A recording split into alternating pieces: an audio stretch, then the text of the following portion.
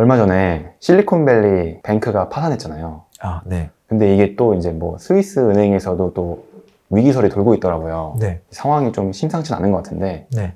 혹자는 네. 지금 이 은행 파산이 오히려 호재라는 이야기도 하더라고요. 연구님은 어떻게 생각하시나요? 물론 이제, 저 태평양에서 누군가가 그 날개짓을 했는데 그게 우리한테 어떤 영향이 있을까, 그걸 정리하기 참 어렵긴 하죠. 네. 근데 일단은 지금 현재 일어난 것들에 대한 그 키포인트만 좀 찾아보면 좋을 것 같아요.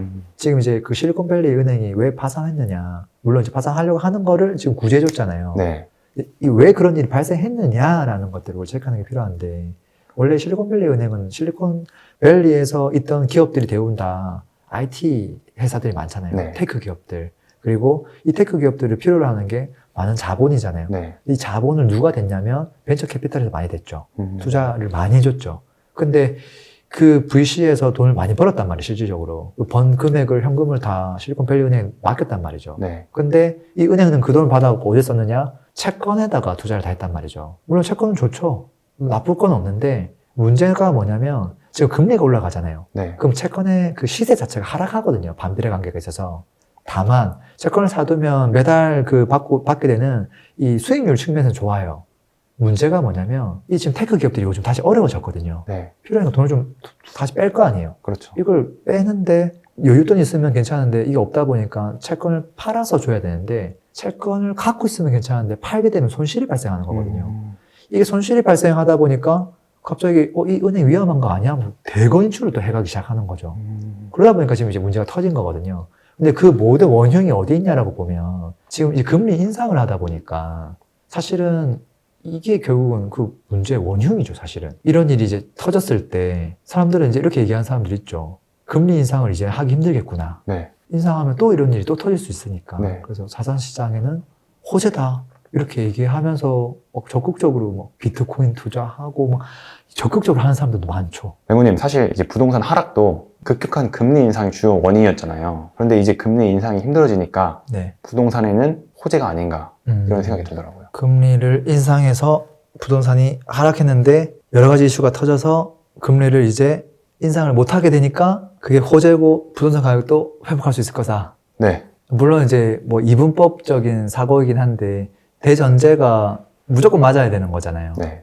좀 따져봐야 될 게 지금 이제 일어나고 있는 것들은 사실 금융의 문제들이잖아요. 네.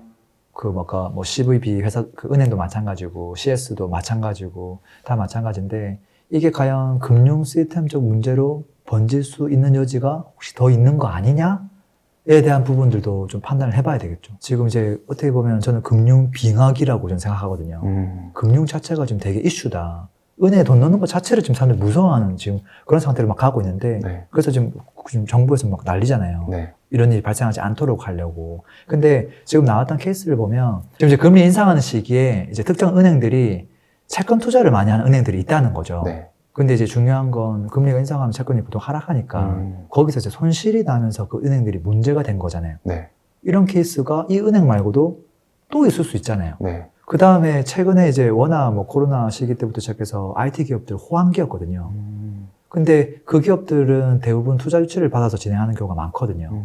근데 그 투자를 누가 해주느냐? 은행, 보험사, 증권사 이런 곳에서 하죠. 근데 만약에 그 스타트업들이 어려워지거나 파산하게 되면 그러면 그 투자했던 투자금을 회수를 못하게 되죠. 네. 과거에 이제 일본에서 소프트뱅크에서 투자를 했는데 파산해가지고 회수 못하고 그런 경우 많잖아요. 네. 그런 기업들이 많아지면 결국은 그게 또 여파가 금융으로 올 수 있는 거고. 그리고 또 우리 한국에 있었던 PF 대출 문제가 됐었잖아요. 네. 이게 다른 나라에서도 또 그대로 발생할 가능성이 매우 높겠죠. 왜? 지금도 고금리인데 자꾸 연준에서 금리 더 높이겠다고 하니까 못 버티는 그 시행사가 생길 거고, 시행사가 뻗으면 은행이 타격을 맞을 거고, 그렇게 연계된다는 거죠. 네. 은행들 중에서는 너무 고금리로 힘든 사람들한테 돈 빌려주고 또 그 수익 가져가는 사람들도 있잖아요. 네.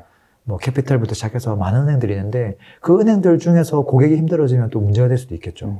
그리고 그 미국의 그 시그니처 은행 같은 경우도 지금 최근에 문제가 됐는데 그거 같은 경우는 암호화폐 사업을 많이 했더라고요. 근데 암호화폐가 폭락했잖아요. 네. 그러면 또 은행이 또 문제가 되잖아요. 그러니까 이게 되게 많은 케이스가 사실은 열려 있다. 물론 국가에서는 그게 터지지 않도록 최대한 노력을 하겠지만 또 발생할 여지는 사실은 열려 있다고 봐지긴 하거든요.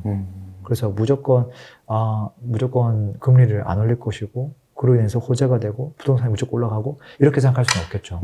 지금 연준에서 이번 달도 발표한다 했잖아요. 네. 23일인가 발표한다 하던데 엄청 고민스러울 것 같아요. 이걸 올려야 될지 안 올려야 될지 지금 뭐 여러 가지 이슈가 터지고 있다 보니까 네. 이건 좀 지켜봐야 되지 않을까 싶어요. 아직 불확실성이 해소되지 않았다. 네. 랭구님, 그래도 네. 저희가 체크해 볼 것들은 다 이렇게 한 번씩 짚어본 것 같은데, 네. 이 이슈를 이제 네. 부동산으로 갖고 와서, 네. 그래서 이제 부동산에는 네. 어떤 영향이 있을 거냐, 어렵겠지만, 네. 이것도 한번 살펴볼 수 있을까요? 일단은 당장은 금리를 올리냐 안 올리냐가 중요하죠. 네. 이자가 직결돼 있으니까. 그래서 여러 가지 이슈가 터지고 있지만 그래도 그게 번지지 않게끔 국가에서는 최대한 좀 노력하고 있긴 하거든요. 네. 다만 이제 결론적으로 그래서 연준에서 금리를 올릴 거냐 안 올릴 거냐, 얼마나 올릴 거냐 이게 더 중요하긴 하죠. 네. 이런 일이 터졌기 때문에 그래도 조금은 적게 올리지 않을까라는 생각들이 많이 있는 것 같긴 해요. 그래서 이게 만약에 어느 정도만 유지된다고 한다면 그래도 여기서 부동산이 더 뭔가 악재가 될 수 있는 부분들은 적다라는 생각이 들죠. 네. 근데 문제는 뭐냐면 금리가 아니라 금리는 이미 리스크가 조금 지나갔어요. 이거보다 더 중요한 거는 심리죠. 네. 심리적으로 불안하게 하는 요소들이 없어야 되거든요. 근데 사실 지금 같은 이슈들이 터지는 것들은 심리에 영향을 주죠. 직접적으로 관련이 없어도 영향을 주거든요. 그래서 이렇게 불안한데 내 집 마련 그냥 조금 더 지켜볼까? 연기할까? 그런 분들이 조금 더 생길 수는 있겠다. 그런 생각이 들긴 해요. 그래서 중요한 거는 아까 심리도 중요하고 아까 금리도 나름대로 중요하고 결론을 내면 불확실성은 분명히 존재한다. 이거는 네. 누가 판단을 하더라도. 근데 이제 그게 직접적으로 부동산에 확 올 거냐?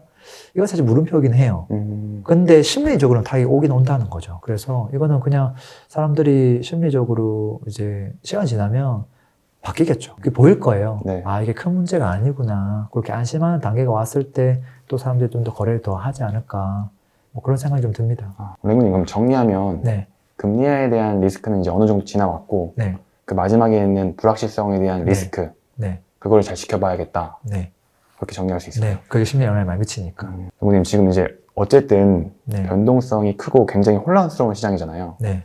저희 구독자분들에게도 말씀 한마디 부탁드립니다. 근데 보통 이제 부동산은 사이클이라는 게 있잖아요. 네. 바닥 다지고 상승하는 시점.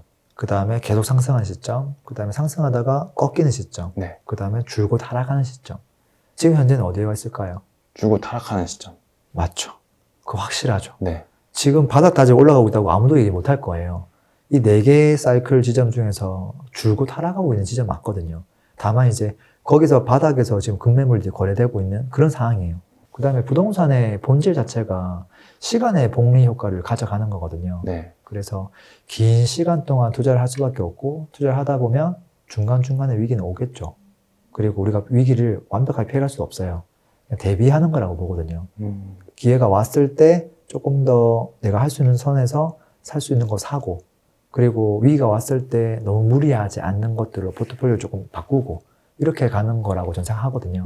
그래서 지금 이게 당장 좋아진다 안 좋아진다 그걸 우리가 기대할 수는 없는데 우리가 통제할 수 있는 것들에 시간을 더 많이 쓰면서 또 공부해 나가시면 어떨까 싶습니다. 네. 감사합니다. 네. 오늘도 들어줘서 감사합니다. 행복한 하루 되세요. 피스.